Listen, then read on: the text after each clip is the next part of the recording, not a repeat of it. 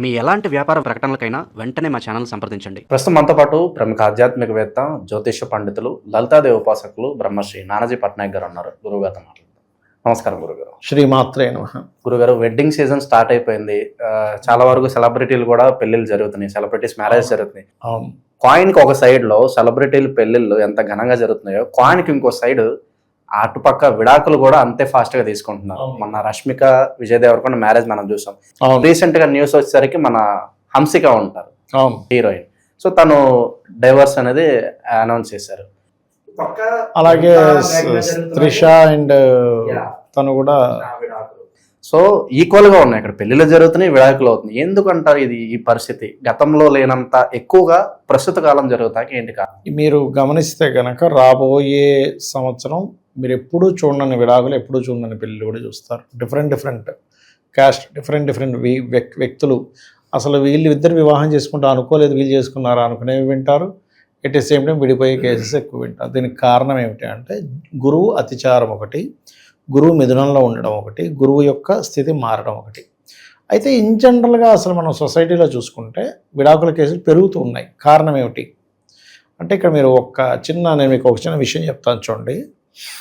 ఒకప్పుడు మన పాతకాలంలో ఎందుకు ఇన్ని విడాకులు లేవు, ఇప్పుడు ఎందుకు పెరిగాయి అంటే, మీరు ఒక్కసారి వెనక్కి వెళ్ళండి, ఒక 20-30 ఏళ్ళ వెనక్కి వెళ్తే మనకేదైనా చొక్కా చిరిగిపోతే కుట్టుకునేవాళ్ళం, వాచ్ రిపేర్ అయితే రిపేర్ చేయించుకునేవాళ్ళం, ఏదైనా రిపేర్ అనేది ఉండేదండి.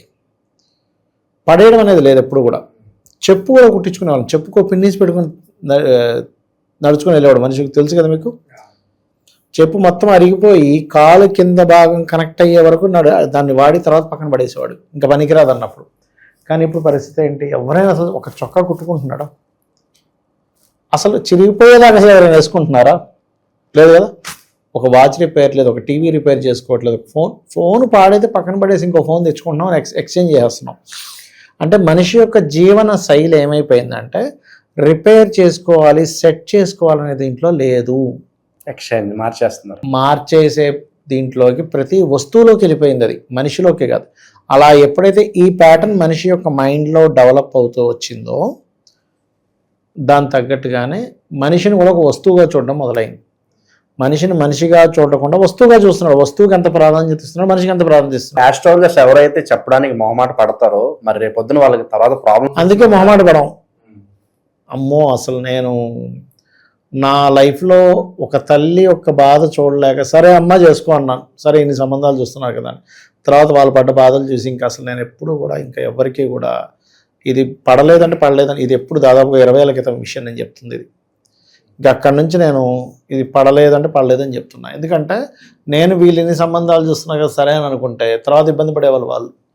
శాస్త్రం మీద వాల్యూస్ పోతాయి దానివల్ల. కాబట్టి ఏంటంటే ఒకటి, ఇక్కడ మనకి ఈ రెండు వివాహాలు జరుగుతుండేటువంటి వారికి శాస్త్రంలో ఒక విషయం ఉంది. ఏంటంటే 2 మ్యారేజ్ యోగం ఎప్పుడు వస్తుంది? 7th లార్డ్ పాడై 12th లార్డ్ కూడా పాడై డ్యూయల్స్ అయిన కనెక్టివిటీస్ వస్తే 2 మ్యారేజ్ జరుగుతుంది.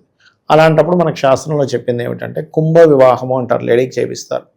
అర్క వివాహం అని పురుషుడికి చేయిస్తారు. ఇది చేయించి వివాహం చేస్తే దోషం పోతుందని ఉంది శాస్త్రం. అంటే ఒక వివాహమై విడాకులు అయిపోయాయి అని ఉంది. అయితే ఇక్కడ నేనేం చెప్తానంటే అసలు విడాకులు రావడానికి ముఖ్య కారణం ఏంటంటే ఇక్కడ ఒకటి, దాన్ని సెట్ చేసుకునే మైండ్ సెట్ లేదు, పూర్తిగా కట్ చేసేసేయాలి. ఆ కటింగ్లో కూడా ఇంకా ఏ రేంజ్కి వెళ్ళిపోయిందంటే మనం చూస్తున్నాం చూడండి, ఆ మధ్య చంపేసి కుక్కర్లో పెట్టేసి డ్రమ్ముల్లో పెట్టేసి, అంటే ఏంటంటే ఇంకా శాశ్వతంగా నాకు కనబడకుండా పోవాలి అనుకునే స్థితిలోకి వెళ్ళిపోతున్నారు ప్రతి ఒక్కరు కూడా. అయితే ఏ భార్యాభర్త అయినా హ్యాపీగా ఉండాలి అంటే ఒకటి గుర్తుపెట్టుకోవాలి, వాళ్ళ మధ్యన ఎప్పుడూ కూడా రానటువంటి కొన్ని విషయాలు అవి రానివ్వకూడదు. అమ్మాయి యొక్క తల్లిదండ్రుల గురించి ఎప్పుడూ మాట్లాడకూడదు. మాట్లాడాల్సి వస్తే మర్యాదగా మాట్లాడాలి. అమ్మాయి కూడా అంతే. ఇక్కడ ఏమవుద్దంటే ఇప్పుడిప్పుడే వాళ్ళ లైఫ్లోకి వచ్చాడు, అబ్బాయి కావచ్చు అమ్మాయి కావచ్చు, వీళ్ళ పేరెంట్స్ గురించి మాట్లాడేసరికి ఎక్కువ ఎమోషన్ ఉండేది ఇదేంటి పేరెంట్స్. కొంతమంది విడిపోకపోయినా మర్యాద కోల్పోతారు. అంటే ఎట్లాగా, చిచి మా అమ్మ నాన్న గురించి ఇలా మాట్లాడుతున్నాడు, వాళ్ళ మీద మర్యాద వీళ్ళకి పోతుంది.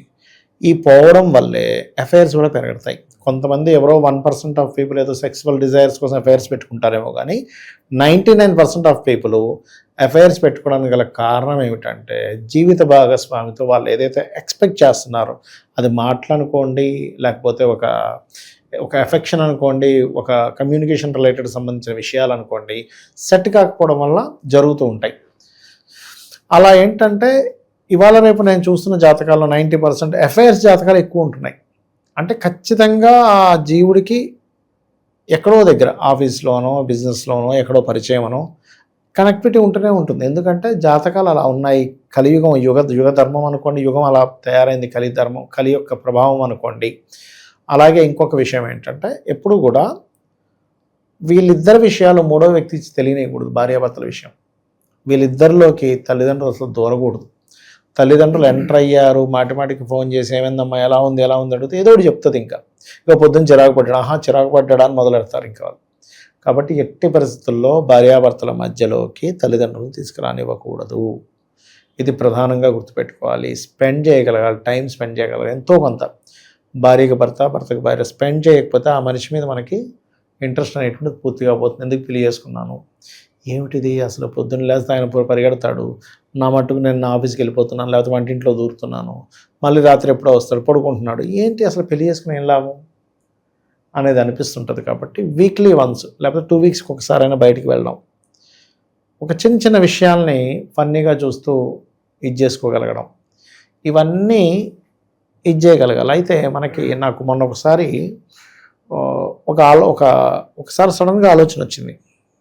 ఒక స్త్రీమూర్తి వివాహం అవ్వక ముందు వరకు తనకి ఎటువంటి ఎక్స్పీరియన్స్ లేకపోయినా, వివాహమై పిల్లలు పుట్టగానే చాలా ఎక్స్పీరియన్స్ ఉన్నటువంటి స్త్రీలాగా ఎంతో ఒక సినిమాలో చెప్తారు, వస్తువులు వాడుకోవాలి, మనుషులను ప్రేమించాలంటారు.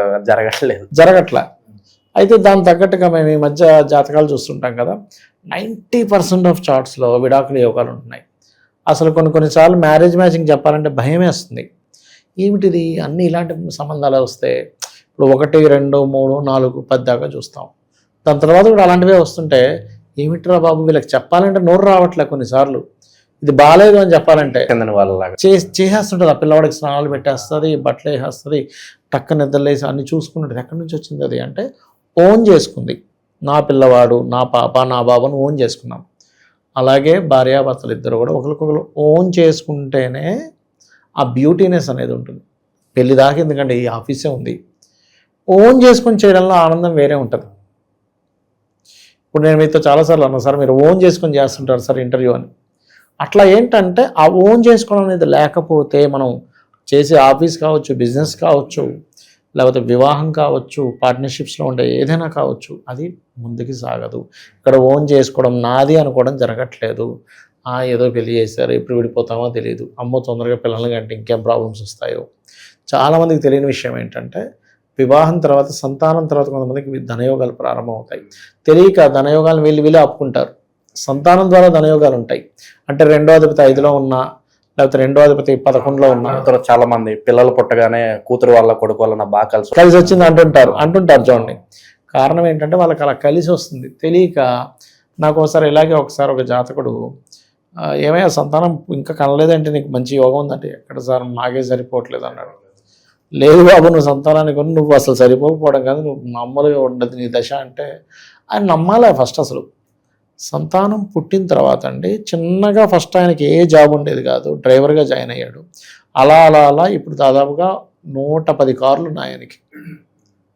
110 కార్లు ఎంత లాభం వస్తుంది చూడండి, క్యాబ్స్. అట్లా ఏంటంటే ఒక్కొక్కరు పుట్టిన వేళ విశేషం వేరే ఉంటుంది. ఒక్కొక్కసారి జీవిత భాగస్వామి వీళ్ళ లైఫ్లోకి వచ్చిన వేళ విశేషం వేరే ఉంటుంది. అయితే ఒకటే అర్థం చేసుకోవాలి. కొంతమంది అంటారు, ఏమండి నాకు రాక్షసులు లాంటి భర్త దొరికాడు, రాక్షసులు లాంటి భార్య దొరికింది అంటే, ఇదంతా మనం పూర్వజన్మలో చేసినటువంటి కర్మే. ఆ కర్మ ఎవరు అనుభవించాలి? వీళ్ళే అనుభవించాలి. కాబట్టి వస్తుంది, యాక్సెప్ట్ చేయాలి, దాన్ని అర్థం చేసుకోవాలి. నేను ఇందాక స్టార్టింగ్లో చెప్పినట్టు రిపేర్ చేసుకునే ఇది మనకు పోయింది మైండ్లో నుంచి, తీసేయి పడేసాయి, కొత్తది తెచ్చుకో. అదే మనిషిలో కూడా వచ్చేసింది, తీసేయి కట్ చేసే డివోర్స్ ఇచ్చేసి ఇంకో పెళ్లి చేసుకో. ఇంకో పెళ్లి చేసుకుంటే అది కూడా రిపేర్కి వస్తుంది ఎప్పుడో దగ్గరికి. రిపేర్కి రాకుండా ఏది ఉండదు, అప్పుడు ఆయన రిపేర్ చేసుకోవాలిగా. సాధారణంగా గురుగారు, ఇప్పుడు మీరు జాతకం చూసినప్పుడు ఒకరికి ఇతనికి అఫైర్ అయ్యే అవకాశాలు ఉన్నాయని మీకు తెలిసినప్పుడు చిన్న పరిహారాల ద్వారా అంతవరకు వెళ్లకుండా ఆపొచ్చు అంటారు. ఆపొచ్చండి. ఎటువంటి పరిహారాలు అంటారు? ఇప్పుడు ఏ గ్రహం ద్వారా వచ్చిందో ఆ గ్రహానికి దానం ఇవ్వాలి. మెయిన్గా అఫైర్ ఎప్పుడు ఏర్పడుతుంది అంటే సీక్రెట్ సైన్స్లో 12వ స్థానంలో కొన్ని గ్రహాల యొక్క కలయిక అఫైర్స్ని ఇస్తుంది, అట్రాక్షన్. అది కూడా ఏంటి, అందరితో అందరికీ అవ్వదు. ఇప్పుడు చూడండి, ఒక బాగా అందమైన అబ్బాయి ఉంటాడు, ఆ అందమైన అమ్మాయిని ప్లాన్ చేస్తున్నా సరే వాళ్ళిద్దరికి సెట్ కాదు. కానీ అసలు అంత గొప్పగా లేకపోయినా వాడు వచ్చి వాళ్ళిద్దరికి సెట్ అయిపోతుంది. ఎందుకంటే వాళ్ళిద్దరు పర్సనల్ చార్ట్స్లో మనస్కారకులు, ఆకర్షణ కారకులు కనెక్ట్ అయి ఉంటారు. వాళ్ళకి తెలియకుండా వాళ్ళని చూసుకోగానే అక్కడ అందంతో ప్రాధాన్యత లేకుండా, డబ్బుతో కూడా ప్రాధాన్యత లేకుండా వాళ్ళతో కనెక్ట్ అయిపోతారు కొంతమంది. అది వీళ్ళకి అర్థం కాదు కొంతమందికి. అదేంటి, నా దగ్గర బోల్డ్ డబ్బు ఉంది, నా దగ్గర కారు ఉంది, నేను చాలా ఇదేమో, అయినా నాకు ఎందుకు కనెక్ట్ అవ్వట్లేదు అనిపిస్తుంది. అంటే అందరి విషయాలు అలా అవ్వదు. కొందరు విషయాలు వాళ్ళకి అఫైర్స్ నడిచే యోగం ఉండదు కొంతమందికి. అలా యోగం లేనప్పుడు వీళ్ళకి కొత్తగా అఫైర్స్ ఏర్పడవు, అలాగే తర్వాత లవ్ ఏర్పడదు, వివాహం ఉండదు. ఇల్లీగల్ అఫైర్స్ అంటారు, అది ఇంకొక రకమైన యోగం. అఫైర్ వేరు, ఇల్లీగల్ అఫైర్ వేరు, అది ఇంకో రకమైన యోగం. అలా ఉన్నప్పుడు దాన్ని కూడా మనం కొంచెం ఏ గ్రహాల ద్వారా ఏర్పడుతుందో, ఏ గ్రహం ద్వారా వాళ్ళకి ఆ బుద్ధి ప్రేరేపితం అవుతుందో దానికి సంబంధించిన గ్రహ ఆరాధన, దానము చేసుకొని దాన్ని సెట్ చేసుకోవచ్చు కూడా. లలిత సహస్రనామాల్లో కొన్ని నామాలు కూడా ఉంటాయి. ఇప్పుడు ఒక అమ్మాయికి తెలిసింది హస్బెండ్ ఎవరితోనో అఫైర్ పెట్టుకున్నారని, అప్పుడు ఆ అమ్మాయి కనుక ఓం శివ కామేశ్వర అంకస్త శివాస్వాధీన వల్లభాయ నమః చేసుకుంటే ఖచ్చితంగా వాళ్ళిద్దరి మధ్యనే ఉండే ఇది బాండింగ్ పెరుగుతుంది. ఒకసారి ఇలాగే ఒక 10 ఏళ్ల క్రితం అనుకుంటా, తిరుపతి నుంచి ఒక కాల్ నాకు వచ్చింది. అమ్మాయి ఏంటంటే చాలా ఓపెన్గా చెప్పేసింది, గురుగారు నాకు మా ఆయన వదిలేశాడు, 3 నెలలు అయింది, చెప్పేశాడు క్లియర్గా, నేను నీతో ఉండను అని చెప్పేసి ఇంకో ఆమెతో ఉంటున్నాను డైరెక్ట్గా వెళ్ళిపోయాడు. ఇప్పుడు నా పరిస్థితి ఏంటంటే అమ్మాయి మంత్రం చేసుకో అన్నా. 3 రోజుల తర్వాత మళ్ళీ నాకు ఫోన్ చేసింది. ఆమె స్టార్ట్ చేయడమే కాన్వర్జేషన్ అలా స్టార్ట్ చేసింది. అంటే సార్ ఇంకా నేను ఈ మంత్రం చేయడం ఆపేద్దాం అనుకున్నాను అని స్టార్ట్ చేసింది. ఇదేంటి నిన్నే మొన్నే తీసుకుని 3 రోజులకి మానేద్దాం అనుకుంటే ఆమె అన్నది ఏంటంటే మానేద్దాం అనుకున్నాను సార్, కాకపోతే 3వ రోజు వచ్చేసాడు ఆయన. 3వ రోజుకి వచ్చేసాడు, అదేంటమ్మా అంత తొందరగా ఎలా వచ్చేసాడంటే, ఎందుకు మానేద్దాం అనుకున్నానంటే 3 రోజులు నిద్రాహారాలు మానేసి మరీ చేసింది ఆ మంత్రం ఆవిడ. 3వ రోజు హస్బెండ్ వచ్చేసాడు, ఇంటికి వచ్చేసి నేను ఇంకా వాళ్ళతో ఉండను, నువ్వే నాకు కావాలి అని వచ్చేసాడు. అంటే ఆవిడకి నాకైతే మర్చిపోలేని క్లయింట్ అని, నా లైఫ్లో నేను మర్చిపోను. అయ్యి బాబాయ్ ఏమిటిది, అసలు నేను ఎవరికైనా ఏం చెప్తానంటే 45 మినిట్స్ చేసుకోండి, 1 అవర్ చేసుకోండి, స్లోగా మీకు మార్పు వస్తుంది, ఒక 2-3 మంత్స్లో అట్లా మార్పు వస్తుంది అని చెప్తా. ఇది నాకు చాలా పెద్ద సంఘటన. అది ప్రస్తుత వివాహ వ్యవస్థ ఏ విధంగా ఉందో మంచి విశ్లేషణ అందించారు. ధన్యవాదాలు. శ్రీమాత్రే నమః.